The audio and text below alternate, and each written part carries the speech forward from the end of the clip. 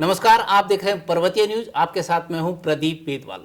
धरपकड़ में आज हम धरपकड़ कर रहे हैं उत्तराखंड सैनिक कल्याण परिषद के उपाध्यक्ष कर्नल सीएम नोटियाल की।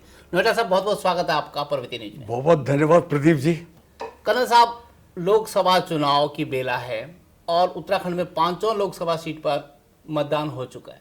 अगर हम गढ़वाल लोकसभा की बात करें, क्या लगता है आपको गढ़वाल लोकसभा में? देखिए, मैं इसे अपना बड़ा सौभाग्य मानता हूँ कि मुझे एक ऐसा अवसर मिला कि एक इतनी बड़ी जो एक लोकसभा सीट है जिसमें लगभग 14 विधानसभाएं हैं, और उस लोकसभा सीट का मुझे चीफ इलेक्शन एजेंट बनने का सौभाग्य मिला, और साथ ही साथ वहाँ की जनता से मिलने का, घर घर जाकर के उनसे गुफ्तगू करने का मुझे बहुत बड़ा अवसर मिला। मैंने जो भी गांव में जाके लोगों से वार्तालाप किया और जो पाया, उनको टटोला और उनकी भावनाओं को जानना चाहा, तो मुझे ये लगा कि एक बहुत बड़ी मोदी हवा पूरे लोकसभा क्षेत्र के अंदर जन जन तक के जुबान पर मैंने उसको पाया। लेकिन सर, मैं यहाँ पे आपको रोकना चाहूंगा। 2014 वाली बात है, अच्छे दिन वाली बात है।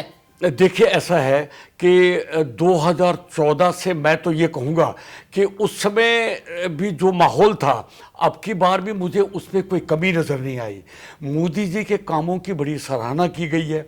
मोदी जी ने जो इस पूरे राष्ट्र के लिए एक युग पुरुष बनकर जो काम किया है, वो लोगों की जुबान पे है, लोगों के अंतरात्मा में समा चुका है। चलिए, आपकी बात मान ली जाती है। आप कह रहे हैं कि हर उम्र के लोग मोदी मोदी मोदी कर रहे हैं, लेकिन जो आपके प्रतिद्वंदी हैं, कांग्रेस के जो प्रत्याशी हैं, मनीष खंडूरी जी, उनके पिताजी बीजेपी में हैं, उनकी बहन बीजेपी में है। मनीष खंडूरी कितना नुकसान कर पाए हैं, क्योंकि कांग्रेस ने एक सोची समझी रणनीति के तहत उनको उम्मीदवार बनाया? देखिए, जहाँ तक मेरा मूल्यांकन है पूरी परिस्थितियों का, मैं इतना बड़े विश्वास के साथ कह सकता हूँ कि मनीष खंडूरी जी कोई प्रभाव जनता पे डाल पाए हों, ये संभव नहीं है।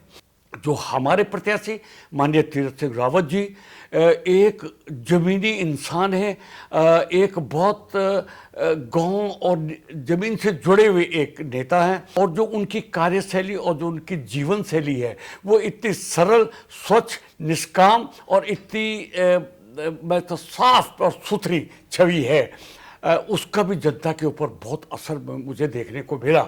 ये एक बहुत बड़ा मैं समझता हूँ कि एक प्लस पॉइंट। जहाँ तक कर्नल साहब, आपने अपने प्रत्याशी की खूबियां तो गिना दी, लेकिन केंद्र में आपकी सरकार, राज्य में आपकी सरकार, कहीं ना कहीं जनता विकास की तो बात कर रही होगी। यही तो मैं आपसे ये कहना चाहूँगा कि आपने देखा होगा कि भारतीय जनता पार्टी का जो आजकल मोटो रहा है, वो है सबका साथ और सबका विकास।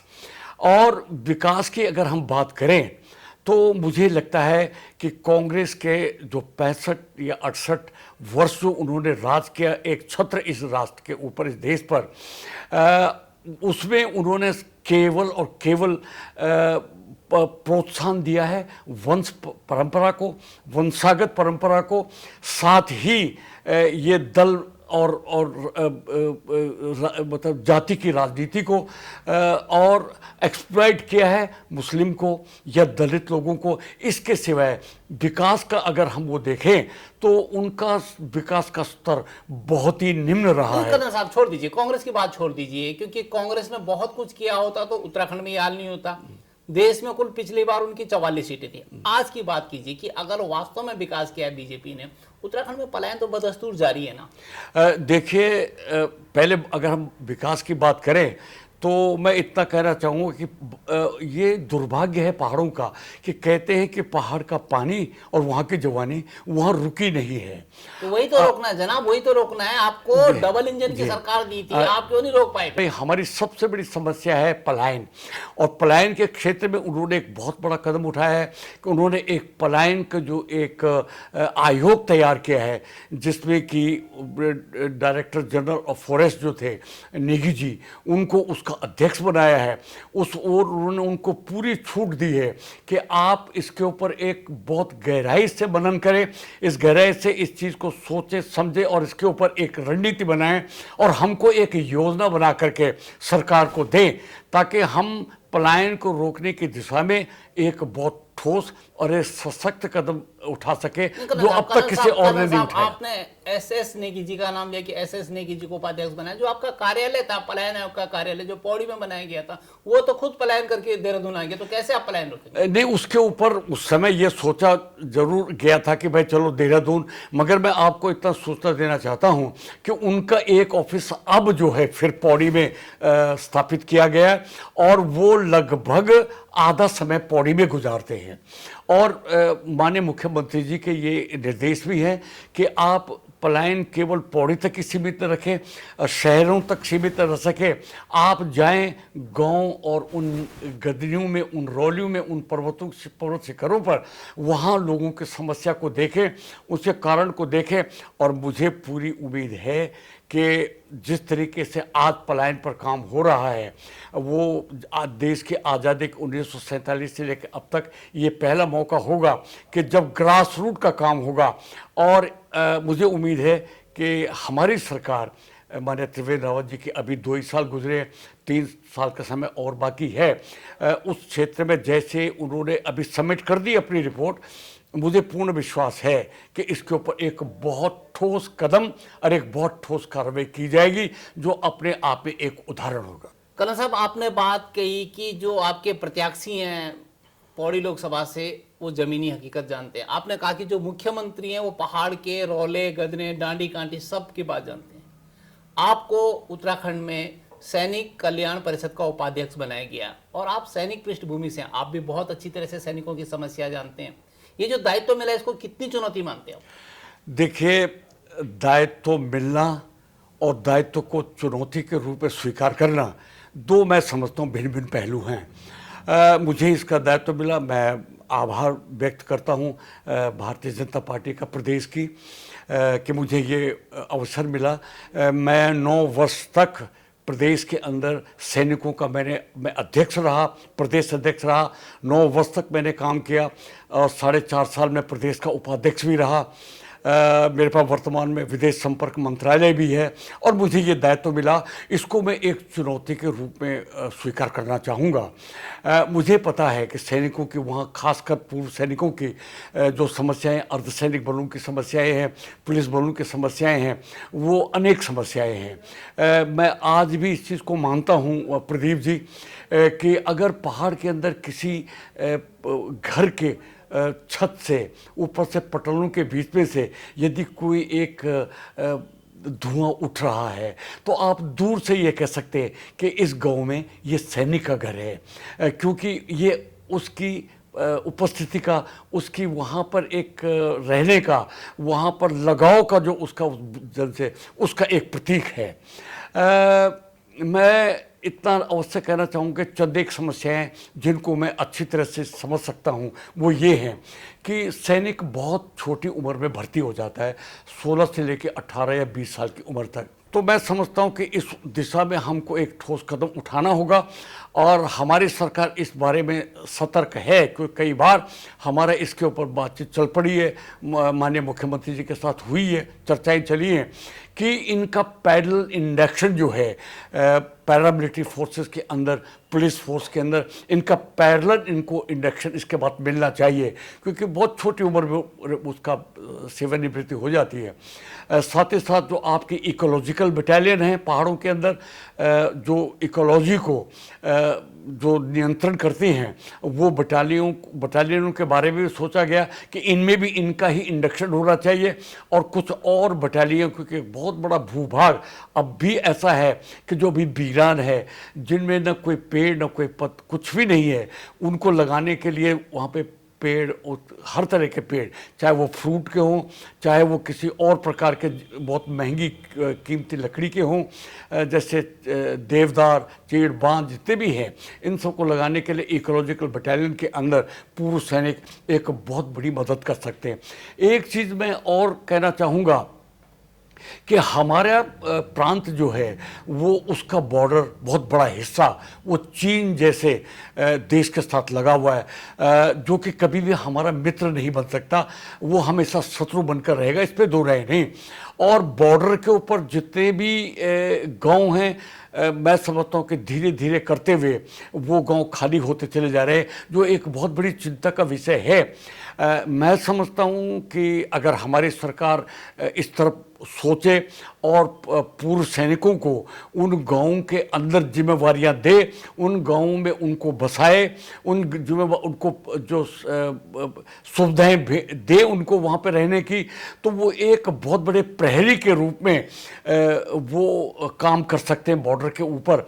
और चाइना को जो इंक्लूजन होता है, अतिक्रमण होता है, उसको बहुत हद तक रोका जा सकता है और एक बहुत अच्छी फोर्स के रूप में वो एक आर्मी या हमारी बॉर्डर पुलिस फोर्स जो है उसके लिए एक प्रहरी का काम कर सकते हैं। सर, उपनल में क्या प्राथमिकताएं होंगी? उपनल में मेरी प्राथमिकता ये होगी कि मैं पूरा चाहूँगा कि उपनल के अंदर केवल जो इनके आश्रित हैं, इनके बच्चे हैं, इनके जो परिवार जो डिपेंडेंट हैं पूर्व सैनिकों के ऊपर, या पूर्व सैनिक स्वयं जो सशक्त हैं, जो अभी पूरे जवान हैं, जिनमें अभी ऊर्जा है, जिनमें भी ताकत है, उनको ही उपनल के माध्यम से उनको नौकरी मिले। ये मेरी प्राथमिकता होगी। ये आपकी प्राथमिकता होगी। कर्नल CM नौटियाल को उत्तराखंड सैनिक कल्याण परिषद का उपाध्यक्ष बनाया जाता है और उसके कुछ दिन बाद ही आचार संहिता लागू हो जाती है। लेकिन कर्नल साहब, ये 2019 है और मत भूलिए कि 3 साल आपके पास है। 3 साल बाद फिर जनता के बीच में जाना 2022 में। क्या प्राथमिकताएं और कर्नल CM नौटियाल कब हरकत में आएंगे, एक्शन में कब आएंगे? देखिए, मैं मानता हूं कि जब से ये मुझे दायित्व मिला उसके बाद तो एकदम आपके आचार संहिता लागू हो गई और इतना कुछ हम कर नहीं पाए पिछले 1 माह में।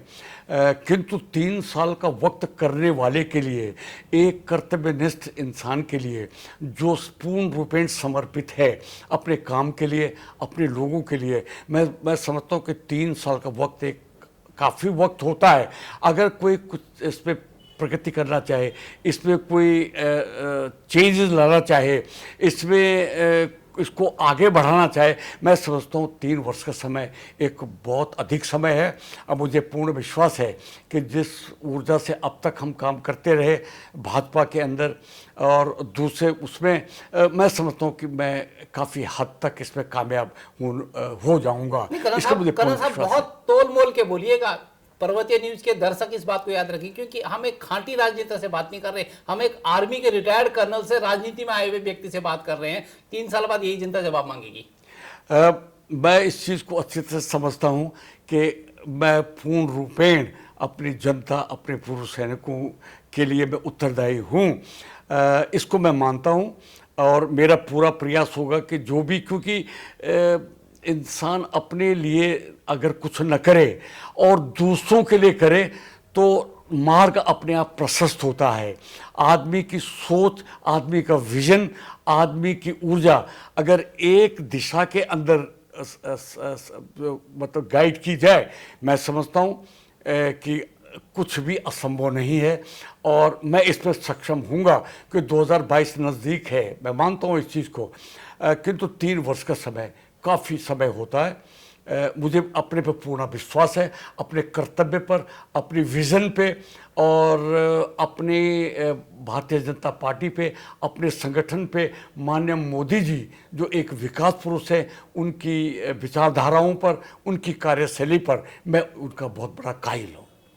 कर्नल साहब, पर्वतीय न्यूज के दर्शकों को आप अपने गांव गुठियार, यानी कि आपका गांव कहाँ है उत्तराखंड में और कहाँ से आप वास्ता रखते हैं, जरूर बताइए। देखिए, मेरा गांव पौड़ी के अंदर ही पोखरा ब्लॉक के अंदर है और कोलाघाट मेरी पट्टी है, बसडांग मेरा गांव है।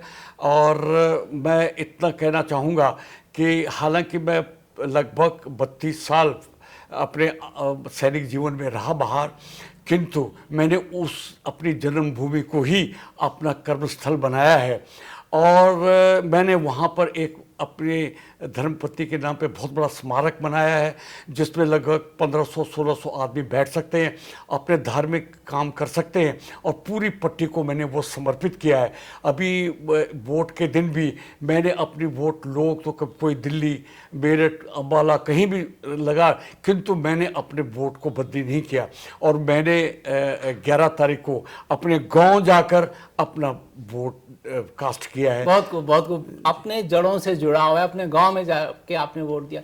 अपने खेत, अपने वाड़े, अपने पुंगड़े, अपना खलियान, अपना पंदेरा याद है आपको, बचपन की यादें? बहुत अच्छी तरह से मैं जब भी जाता हूँ तो एक तरह से मैं मंत्रमुग्ध होकर मुझे लगता है कि मेरी आत्मा अब भी इन खेत खलियानों, इन गदनियों में, मैं समझता हूँ कि इन घाटियों में मेरी आत्मा अब भी वहाँ बसती है।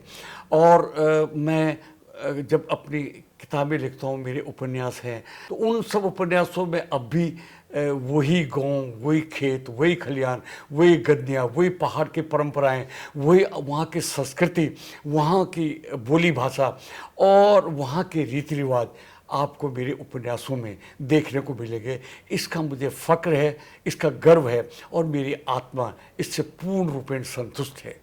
कर्नल सीएम नौटियाल के जो विचार हैं किस भाषा में आते हैं? गढ़वाली में आते हैं, हिंदी में आते हैं या फिर इंग्लिश में आते हैं? देखिए, मैं सभी भाषाएं बहुत खूबसूरत से बोल लेता हूं। मेरे उपन्यास अवश्य हिंदी के साहित्य के हैं, किंतु उसमें आप देखोगे कि हर अध्याय में आपको जहां गढ़वाली है तो मैं गढ़वाली लिखता हूं।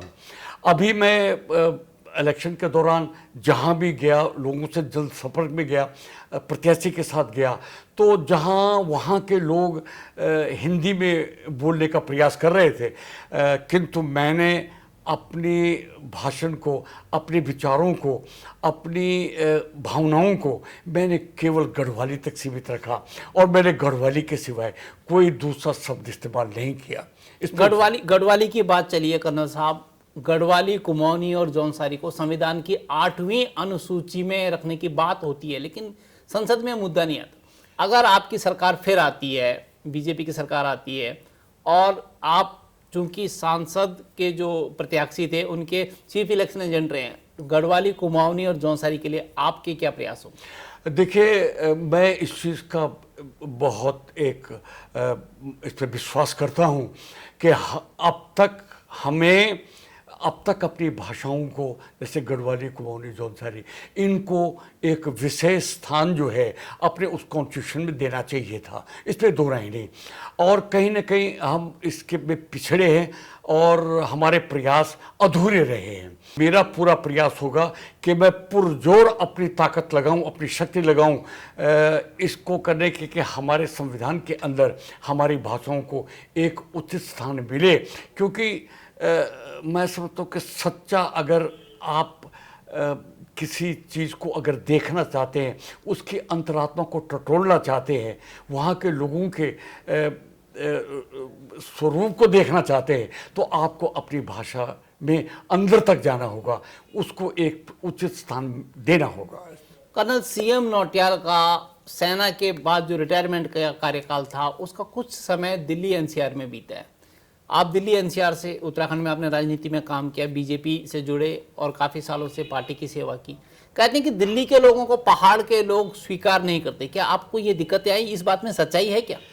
देखिए, मैंने फौज से जब सेवानिवृत्त हुआ तो क्योंकि मैं एक वकील था, एडवोकेट था, LLB और मैं साथ में MBA था, तो मुझे बहुत अच्छा एक्सपोजर मिला एक मल्टीनेशनल कंपनी में। एज जनरल मैनेजर लीगल रहा मैं कानून का, और वाइस प्रेसिडेंट लीगल में रिटायर हुआ। मैंने वो लगभग 11 साल का समय वहाँ गुजारा। उसके बाद मुझे भारतीय जनता पार्टी ने अपनी ओर खींच लिया। मैं समझता हूँ कि अगर आप सच्चे शब्दों में उस भूमि से, वहाँ के लोगों से प्यार करते हैं, उनको चाहते हैं, अगर आपने वहाँ के लोगों को अपना माना है, खून के रिश्तों को एक महत्व दिया है, मैं समझता हूँ ऐसी समस्या केवल एक आदमी की एक दिमागी फतूर हो सकती है, मगर आपके सामने रोड़ा बन करके आए, मैं इसको नहीं मानता। कर्नल साहब, केदारनाथ आपदा के बाद आप गढ़वाल में काफ़ी सक्रिय रहे। क्या महसूस किया आपने कि जो दुख दर्द, जो पहाड़ वहाँ पे टूटा है, वो दोबारा ना हो? क्या प्राकृतिक आपदाओं को कम किया जा सकता है? देखिए, मुझे एक ऐसा मौका मिला कि जब मैं प्रदेश का उपाध्यक्ष था भाजपा का, तो मुझे आपदा के समय 2013 के अंदर, जून 2013 में मुझे जोशीमठ भेज दिया गया और मेरे साथ एक छोटी सी टीम भेज दी गई जिसमें आरएसएस के लोग भी थे। जो मैंने वहाँ के लोगों की दुर्दशा देखी और ये लगा कि ये कहर जो हमारे ऊपर प्रभु ने बरसाया है वो एक बहुत बड़ी एक दर्द, एक बहुत बड़ी चुभन हमारी आत्मा को दे गया कि इतनी पवित्र भूमि, इतनी देवभूमि के अंदर ऐसी आपदा का आना कहीं न कहीं हम से, वहाँ के लोगों से, या जितनी जो अपनी आस्था के साथ वहाँ जाते हैं, कहीं ना कहीं खिलवाड़ हुआ है कि जो हमारे ऊपर एक कहर बरसा है। नहीं तो आप ये मानते हैं कि जो प्रकृति के साथ छेड़छाड़ हुआ उसी का नतीजा ही? हाँ, मैं इस चीज़ को मानता हूँ। तो मैं लगभग 45 दिन वहाँ रहा तो मुझे ये लगा कि जो हमने रोड बनाए, जो हमने पहाड़ों के हृदय को चीरा और एक ब्लास्ट करके जो हमने उनके पहाड़ों के दिल को जो हमने दहलाया, उसका एक बहुत बड़ा प्रकोप हमको झेलना पड़ा। इस पे दोहरे विकास है, होना चाहिए, हम मानते हैं। नहीं तो किस कीमत पर विकास? विनाश की कीमत पर विकास? विकास किस कीमत पर? हाँ, ये तभी मैं कह रहा हूँ कि मतलब विकास हो मगर विनाश के उस पे नहीं। ये चीज़ें शायद एक बार फिर अवलोकन करना होगा कि हम विकास को लें तो विकास का एक तरीका क्या हो, उस विकास की एक दिशा क्या हो, विकास का एक तौर तरीका क्या हो। ये सोचते थे क्योंकि जिसकी जहाँ मर्जी आई उसने वही डायनामाइट लगाया और उड़ा दिए पहाड़ के पहाड़। तो वहाँ पे जरूर मैं समझता हूँ कि आपदा का आना एक स्वाभाविक था। जिस वक्त आपदा आई कर्नल साहब, उस वक्त कांग्रेस की सरकार थी और आप लोगों ने बहुत घेरा कांग्रेस को, बहुत आलोचनाएं की और जनता ने उसका सबक भी दिया, आपको प्रचंड बहुमत दिया। कांग्रेस के कुनबे के बहुत सारे लोग आपके साथ आ गए हैं। कितना आत्मसात किया बीजेपी ने उन कांग्रेसियों? देखिए, हमारी आइडियोलॉजी से, हमारी विचारधारा से, हमारे आदर्शों से अगर कोई आत्मसात करके हमारे पास आता है तो हमारे लिए वो एक अतिथि है। भले ही वो आपके स्कूल के ना हो, फिक्र नहीं, क्योंकि वो आए हैं तो केवल ये तो उनके ऊपर है कि वो अपने को सचमुच भाजपाई बना पाए या नहीं बना पाए। आपकी बात मान ली जाती है। अब थोड़ा गैरसैंण की बात कर लेते हैं। गैरसैंण को कब राजधानी बनाएंगे उत्तराखंड की? देखिए, गैरसैंण का एक मुद्दा जरूर एक अभी तक अटका हुआ है और हमारी सरकार कृत संकल्प है। भाजपा जो बोलती है वो करती है, इस पे दो राय नहीं, क्योंकि हमारा दिखावा कुछ और मन में भावनाएं कुछ और, ऐसा कुछ नहीं है। गैरसैंण को हमने बोला है कि ये राजधानी बनेगी, मगर ग्रीष्म राजधानी बनेगी। उसके लिए अभी तक काफ़ी प्रोजेक्ट चल रहे हैं। प्रोजेक्ट में ज़रूर थोड़ा ढीलापन आया है।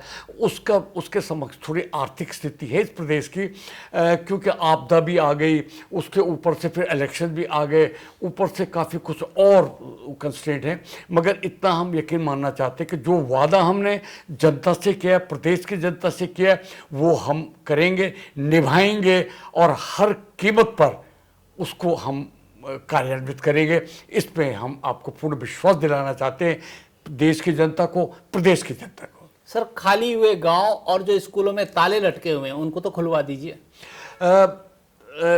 मैं इतना अवश्य कहना चाहूँगा कि मैं कई जगह गया तो वहाँ पर मैंने, जैसे आपने पहला प्रश्न किया पलायन का, तो उस पलायन की वजह से कई स्कूलों के अंदर जब स्टूडेंट ही नहीं हैं, विद्यार्थी नहीं हैं, और मान लिया 3 टीचर है, शिक्षक है, और विद्यार्थी 2 है उस स्कूल के अंदर, तो वो आर्थिक स्थिति से वाइबल नहीं हो पाता।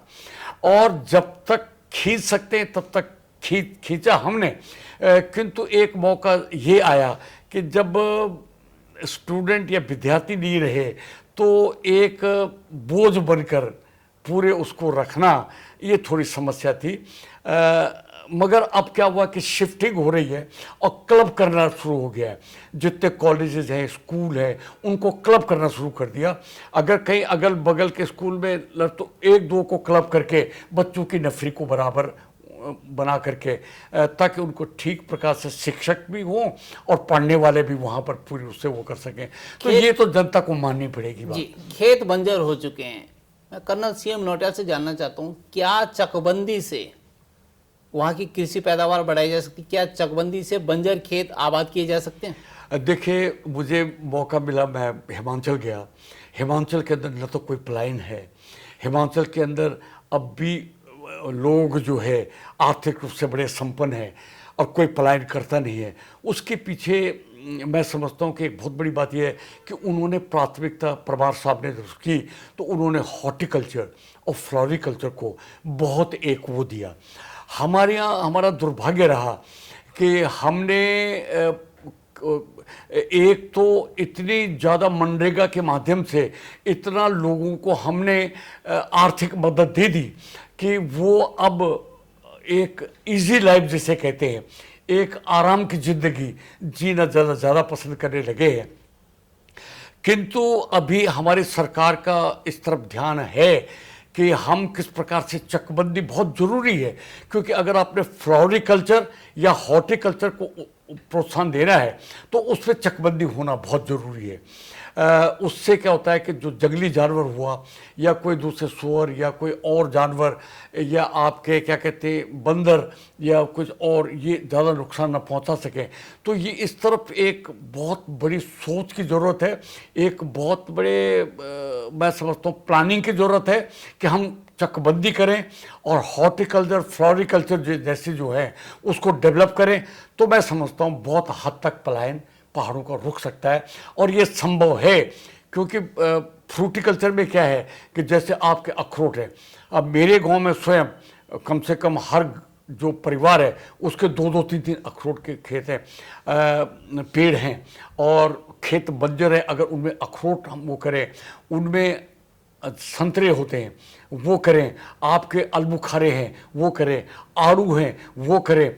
उसके बाद आपके जैसे लहसुन के आजकल वो अचार बन रहे हैं, इसी प्रकार से आपके भिन्न भिन्न तरह से तैड़ू, बेडू, किनगोड़े, हिसोर, इनके आप अचार बना रहे हैं। मैंने कई जगह इसका प्रोजेक्ट देखा है।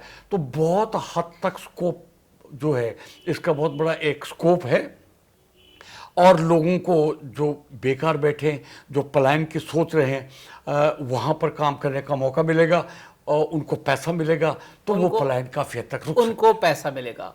कर्नल साहब, आप विदेश जो प्रभाग है उसके भी मुखिया रहे हैं उत्तराखंड बीजेपी के, आप प्रवास में भी रहे हैं। पर्वतीय न्यूज़ के माध्यम से आप जो विदेशों में रह रहे हैं उत्तराखंड के मूल के लोग या जो प्रवास में रह रहे हैं उत्तराखंड के मूल के लोग, उनको क्या संदेश देना चाहेंगे? उत्तराखंड में आप लोग क्या माहौल बना पाए हैं? देखिए, मुझे अभी लगभग 2 वर्ष का समय हो गया कि मैं विदेश संपर्क विभाग से, तो मेरा मुख्य काम ये है, पहली बात कि जितने भी उत्तराखंडी विदेश में हैं, प्रवासी उत्तराखंडी, उनके हर जगह लगभग सब एक उनके ऑर्गेनाइजेशंस हैं, पर्वतीय संगठन हैं। उन पर्वतीय संगठनों के अध्यक्ष, उनके महामंत्रियों से लगभग 15-16 कंट्रीज से मैंने संपर्क साधा है और उनसे कई बार जब वो हिंदुस्तान आते हैं तो उनको बुलाया है, उनको निमंत्रण दिया है अपने पास आने का, बातचीत करने का, उनसे इंटरेक्शन करने का, उनको गुफ्तगू का। और मुझे बड़ा एक खुशी हुई ये जानकर कि वो संपन्न हैं, उनके पास पैसा है, उनके पास विजन है, उनके पास सोच है, तो वो इंटरेस्टेड है, उनका वो है। सर आप वो माहौल दे पा रहे हैं उत्तराखंड में? सरकार वो माहौल दे पा रही कि वो कुछ वहाँ आके कुछ कर पाए? मैं समझता हूँ इस ओर हमारी सरकार अगले 3 साल के अंदर काफ़ी हद तक, क्योंकि मुझे बोला गया कि जितने भी प्रवासी, अभी आपने देखा होगा कि लगभग 34,000 करोड़ का अभी हमारे जो MOU है वो बने हैं और उन्होंने साइन किए हैं कि हम इंडस्ट्री लगाएंगे। तो मैं समझता हूँ एक ये सही कदम है इस ओर इंडस्ट्रीज़ पहाड़ों में ले जाने के लिए, और प्रवासी जो हमारी शक्ति है, एक ताकत है, उसका उपयोग करने के लिए, और पहाड़ों में एक बार उद्योग जो है वो धधकने लगेंगे, इस पे 2 रहेंगे। उद्योग धड़कने लगेंगे। बिल्कुल कर्नल साहब, आपने बड़ी साफ गोई से अपनी बातें रखी और उम्मीद पर दुनिया कायम है। आपने अपने व्यस्तम समय में से पर्वतीय न्यूज़ के लिए समय निकाला, आपका बहुत बहुत धन्यवाद। बहुत बहुत धन्यवाद।